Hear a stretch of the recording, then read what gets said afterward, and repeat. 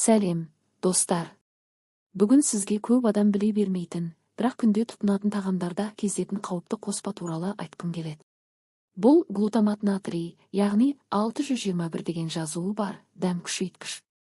Күнделікті өмірімізде бұл қоспа қайда бар?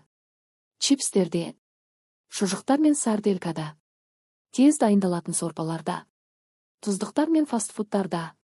Бір қарағанда бәрі қалыпты сияқты. Дәмді тіпті тәбетті ашатын секілді. Бірақ бұл қоспа не істейді? Глутамат натрий табиғи емес. Ол миымызға жалған сигнал береді, мынау өте дәмді деп. Сөйтіп біз тағы жегіміз келеді. Тағы.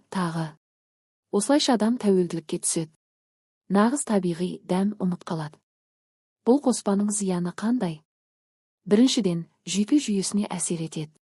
Көп адамда бас ауруы, шаршағыштық, ұйқысыздық пайда болады. Тіпті кейбіреулердің есте сақтау қабілеті төмендейді. Екіншіден, бауыр мен бүйрекке зиян. Организм бұл затты ыдырата алмай, жинала береді. Бұл ішкі органдарға қосымша жүк болады. Үшіншіден, балаларға өте қауіпті. Глутамат бар өнімдер баланың зейінін төмендетіп, жүйке жүйесін әлсіретеді. Олар тыныш отыра алмай, ашуланшақ, тіпті агрессив бола бастайды. Бұған қоса, зерттеулер көрсеткен. Тәжірибе жасаған ғалымдар глутаматты көп мөлшерде жеген жануарларда мидың кей бөліктері зақымдалғанын байқаған. Адамда да мұндай қауіп бар.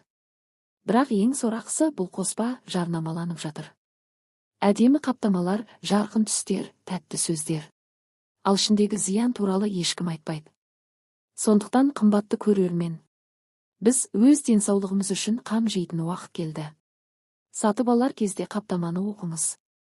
Егер ішінде 621 мс немесе дәм күшейткіш деген жазу болса, мұқият болыңыз. Табиғи дәм денсаулықтың тірегі. Қайнатылған ет сорпасының, пияздың, сарымсақтың, көкөністің табиғи дәмі ешқандай қоспасыз-ақ дәмді. Өзіңізді және отбасыңызды қорғаңыз. Егер бұл ақпарат сізге пайдалы болса, жақындарыңызбен бөлісіңіз. Себебі шынайы қамқорлық ақпаратпен басталады. Келесі видеода тағы қандай жасырын қоспалардан сақтану керек екенін айтамын. Біздің арнада бірге үйреніп, бірге емделейік. Денсаулығыңыз өз қолыңызда.